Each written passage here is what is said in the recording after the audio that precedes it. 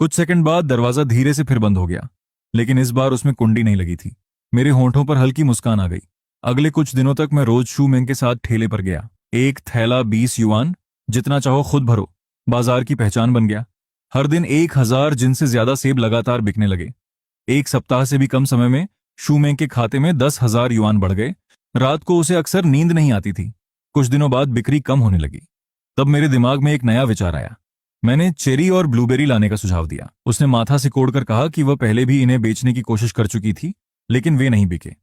मगर इस बार तरीका अलग था। मैंने ठेले को 2 स्तरों में बांट दिया। नीचे वाले स्तर पर सेब और आड़ू 15 युआन प्रति जिन थे। ऊपर वाले स्तर पर चेरी और ब्लूबेरी 25 युआन प्रति जिन थीं। ग्राहक अपनी पसंद से कुछ भी चुन सकते थे। सारे फलों को धोकर काट कर डिब्बों में रखा गया था। केवल 1 युआन और देकर जितना चाहें दही ले सकते थे। 1 और युआन देने पर एक जिन सेब भी मिलते थे। नया ठेला साफ सुथरा और व्यवस्थित था, इसलिए गंदे और बेतरतीब बाजार में वह अलग ही दिखाई दे रहा था। उस दिन की कुल बिक्री 3,000 युआन से अधिक हुई। मुझे सबसे अधिक खुशी इस बात की थी कि नीचे वाले सस्ते फलों की तुलना में ऊपर वाले महंगे फल ज्यादा बिके। ठेला बंद करते समय शू मेंग खुद को रोक नहीं पाई और मुझसे इसका कारण पूछ लिया। मैंने उसकी तरफ देखकर मुस्कुराते हुए कहा, क्योंकि महंगे फलों से उन्हें लगता है कि उन्हें और भी बड़ा फायदा मिल रहा है। केवल 10 युआन अधिक देकर वे महंगे फलों में से अपनी पसंद की कोई भी चीज ले सकते हैं। आखिर कौन लालच में नहीं आएगा? कारोबार का मतलब लोगों के दिमाग को समझकर चलना है। उसने मुझे डांटते हुए कहा, तुम हमेशा इतनी चालाकी करते हो। लेकिन उसके होंठों के कोने अपने आप ऊपर उठ गए। उस सप्ताह हमने फिर 10,000 युआन कमाए। मुझे देखने वाली उसकी आंखों में धीरे धीरे फिर से रोशनी लौटने लगी। उस दिन चेन चेन को स्कूल से लेने जाते समय हमने दरवाजे पर अच्छे सूट में खड़े एक आदमी को देखा। वह शू मेंग का बड़ा भाई शू हाई था। भैया! शू मेंग खुशी से उसके पास दौड़ी। शू हाई ने मुश्किल से उसकी तरफ देखा, फिर उसकी चाकू जैसी तेज नजर मेरी तरफ घूमी। जुईशेंग, मेरे साथ सिगरेट का एक पैकेट खरीदने चलो। मैं समझ गया कि वही मुझसे अकेले बात करना चाहता था। वाहन खड़े करने वाली जगह पर पहुंचकर उसने एक BMW की तरफ इशारा किया। इस गाड़ी की कीमत 2 लाख युआन से अधिक है। कैसी लगी? बुरी नहीं है। उसने एक बैंक कार्ड निकाला और मेरे हाथ पर पटक दिया। इसमें 2 लाख युआन है। गाड़ी भी तुम्हारी होगी। कल शूमेंग को तलाक दे देना। बच्ची उसके साथ रहेगी। गाड़ी और पैसे तुम रख लेना। इसके बाद हमारे बीच सब खत्म। शू हाई की बात सुनकर मैंने सिर हिला दिया। भैया, अब मैं बदल चुका हूं। तेंदुआ अपने धब्बे नहीं बदल सकता। शू हाई का चेहरा अंधेरा पड़ गया। शू मेंग हमारी आंखों का तारा थी। देखो तुम्हारे साथ उसकी जिंदगी कैसी हो गई। शराब और जुआ, बस यही सब किया तुमने। क्या तुम उसके लायक हो? पैसे कम लग रहे हैं। अपनी कीमत बताओ। मेरे भीतर गुस्सा भड़क उठा।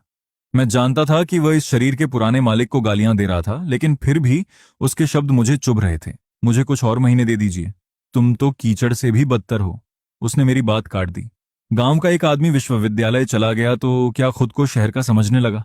अगर उस समय शू मेंग ने गलत फैसला नहीं किया होता तो तुम्हारे जैसे आदमी की औकात ही क्या थी? तुम जैसे लोग पैसे वाले परिवार में शादी करके ऊपर चढ़ना चाहते हो, है ना? खूबसूरत पत्नी से शादी करके इज्जत पाना चाहते हो। क्या तुम इसके लायक हो? मैंने मुट्ठियां भींच लीं, फिर धीरे धीरे उन्हें खोल दिया। मैं किसान का बेटा हूं और एक रसोइया हूं जिसने तुम्हारे परिवार को शर्मिंदा किया है, लेकिन पैसे देकर मुझे खरीदने की कोशिश मत करना। तुम ऐसा नहीं कर सकते। मुझे 3 महीने दो। मैं 10 लाख युआन कमाकर दिखाऊंगा, उसके बाद मुझसे बात करना। शू हाई एक पल के लिए स्तब्ध रह गया। फिर वह ऐसे तिरस्कार से हंसा जैसे उसने दुनिया का सबसे मजेदार मजाक सुन लिया हो। मैंने उससे और कुछ नहीं कहा। मैं मुड़ा और वापस घर चला गया। घर लौटने पर शू मेंग थोड़ी चिंतित दिखाई देते हुए मेरे पास आई। मैंने मुस्कुराकर झूठ बोला, कोई बात नहीं है भैया, बस मेरा हौसला बढ़ा रहे थे।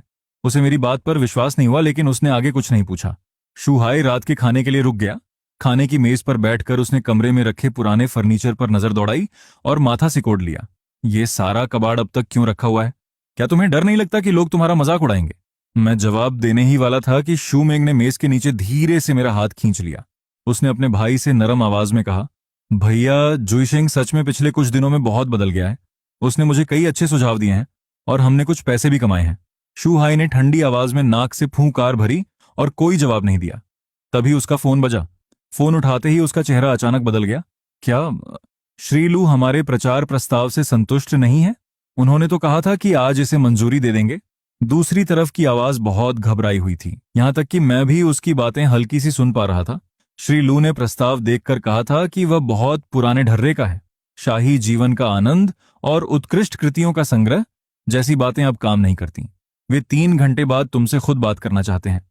अगर तुम इसे दोबारा ठीक नहीं कर पाए तो इस परियोजना की योजना फीस काट ली जाएगी और तुम्हारा पद भी खतरे में पड़ जाएगा। शू हाई ने तुरंत अपना लैपटॉप निकाला और बहुत विनम्र बनकर ग्राहक से बात करने लगा। ग्राहक चाहता था कि परियोजना की छवि उच्च स्तर की हो लेकिन दिखावटी न लगे, उसमें सांस्कृतिक गहराई भी हो और वह युवा लोगों को भी आकर्षित करे। कुछ देर सुनने के बाद मैंने उसके प्रस्ताव पर नजर डाली। उसका पूरा तरीका ही गलत था।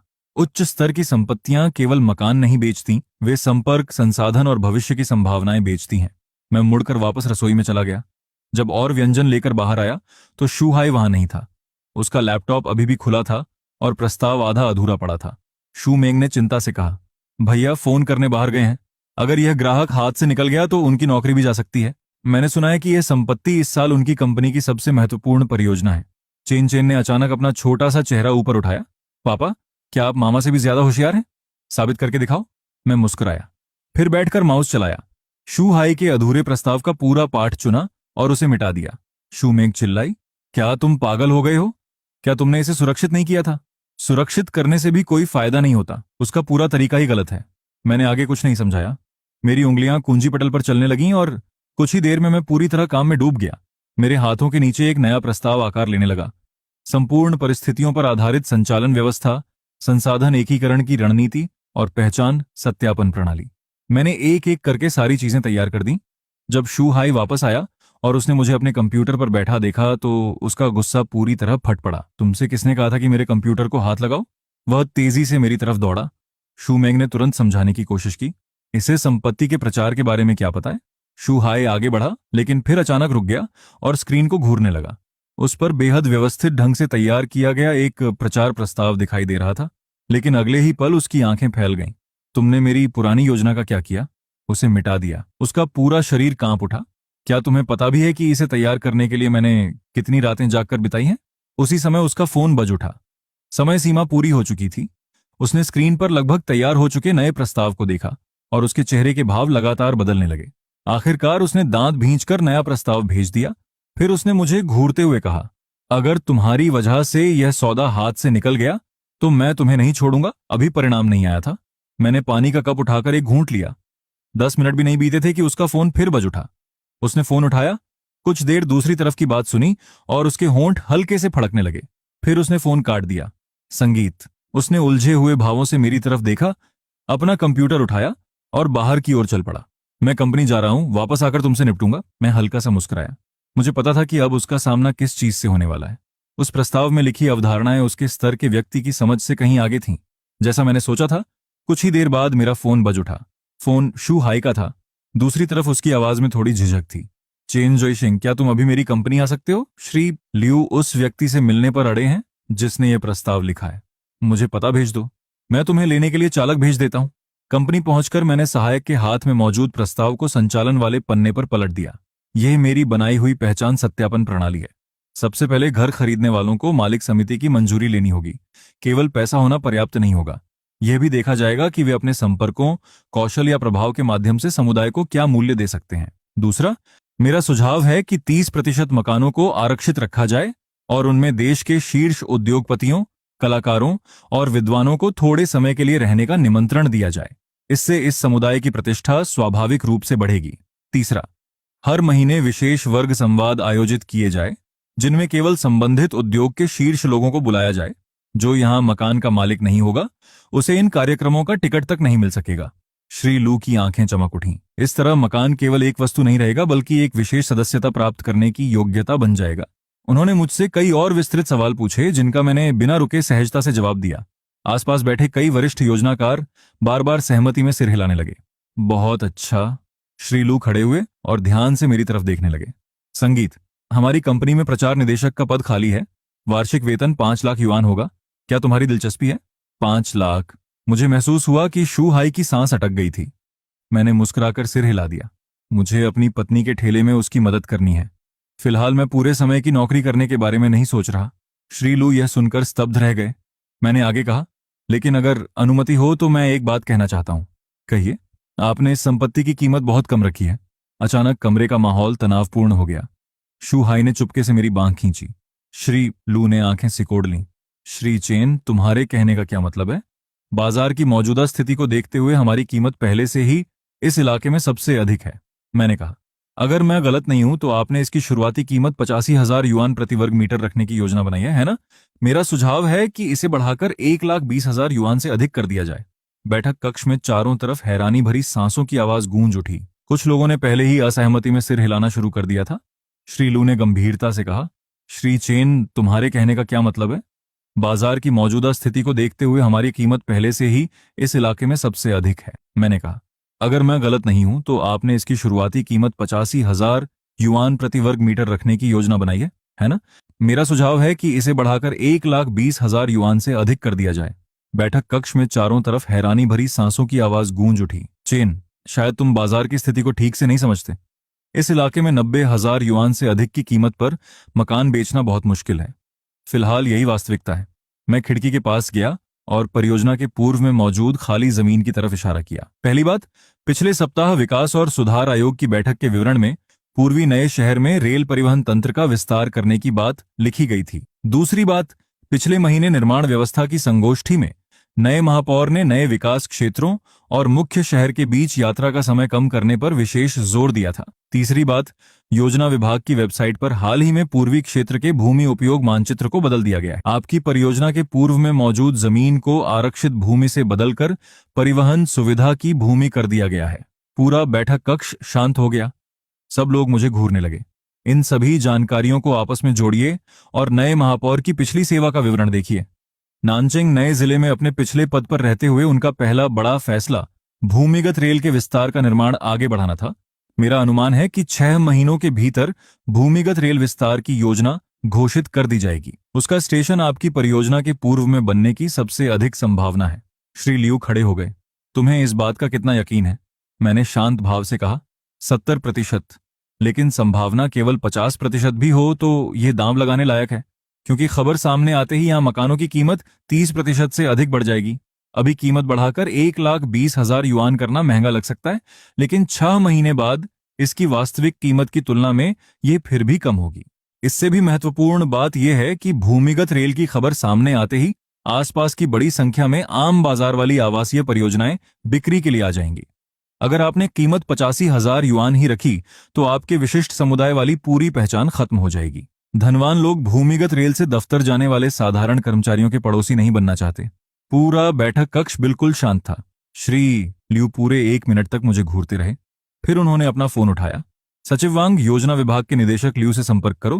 पूर्वी नए शहर की भूमिगत रेल योजना के बारे में सावधानी से जानकारी प्राप्त करो। प्रतीक्षा के वे 10 मिनट 10 वर्षों जैसे लग रहे थे। फोन बजा। श्री लियू ने फोन उठाया। दूसरी तरफ की बात सुनते हुए उनका चेहरा लगातार गंभीर होता चला गया। आखिर उन्होंने केवल इतना कहा, पुष्टि हो गई? अच्छा, मैं समझ गया। फोन काटकर उन्होंने मेरी तरफ देखा। मेरी कंपनी में काम करो, प्रचार विभाग के उपाध्यक्ष बन जाओ। वार्षिक वेतन 10 लाख युआन होगा। क्या तुम्हारी दिलचस्पी है? मैंने देखा कि शू हाई का चेहरा लाल हो गया और उसका पूरा शरीर अकड़ गया, लेकिन मैंने फिर भी सिर हिला दिया। मुझे पूरे समय की नौकरी में दिलचस्पी नहीं है। मैं अपने परिवार के साथ अधिक समय बिताना चाहता हूं। श्री लियू कुछ देर तक मुझे देखते रहे, फिर बेबस होकर मुस्कुराए। हर व्यक्ति की अपनी प्राथमिकता होती है, लेकिन मैं फिर भी चाहता हूं कि तुम इस परियोजना से जुड़े रहो। अपनी फीस तुम खुद तय कर सकते हो। मैंने शू हाई की तरफ देखा। वास्तव में शू हाई की बुनियादी समझ बहुत मजबूत है। वह इस योजना की मुख्य अवधारणाओं को समझ चुका है। श्री लियू उसके साथ मिलकर यह काम कर सकते हैं। शू हाई स्तब्ध रह गया। उसने अविश्वास से भरी आंखों से मेरी तरफ देखा। श्री लियू ने कुछ देर सोचा और आखिरकार सिर हिला दिया। ठीक है, यह परियोजना मैं तुम दोनों को सौंपता हूं। कंपनी से बाहर निकलते समय शू हाई अब भी सपने में दिखाई दे रहा था। उसने अचानक पूछा, तुमने साल के 10 लाख युआन ठुकरा दिए? क्या भूमिगत रेल वाली खबर का विश्लेषण सच में तुमने खुद किया था? मैंने कहा, सारी जानकारी सबके सामने मौजूद है। फलों के ठेले पर मेरी जरूरत है। वह कुछ सेकंड तक चुप रहा, फिर उसकी आवाज हल्की सी कांपने लगी। तुम जानते भी हो कि 10 लाख युआन का क्या मतलब होता है? मैंने 8 साल तक काम किया है और अब जाकर उसके आधे तक पहुंच पाया हूं। मैंने कहा, भैया, अगर यह सौदा सफल हो गया तो आप कंपनी के नायक बन जाएंगे। इसके बाद आपके लिए आगे बढ़ने के बहुत सारे रास्ते खुल जाएंगे। मैं गाड़ी में बैठा और वहां से चला गया। पीछे देखने वाले शीशे में मैंने उसे वहीं खड़े होकर काफी देर तक मेरी जाती हुई गाड़ी को देखते पाया। रात के खाने के समय शू हाई फिर घर आया। मैंने शराब की जगह चाय का कप उठाया। भैया, मैंने अतीत में जितनी भी घटिया हरकतें की हैं उनके लिए मैं दिल से माफी मांगता हूं। शू मेंग स्तब्ध रह गई और उसकी खाने की छड़ियां हवा में ही रुक गईं।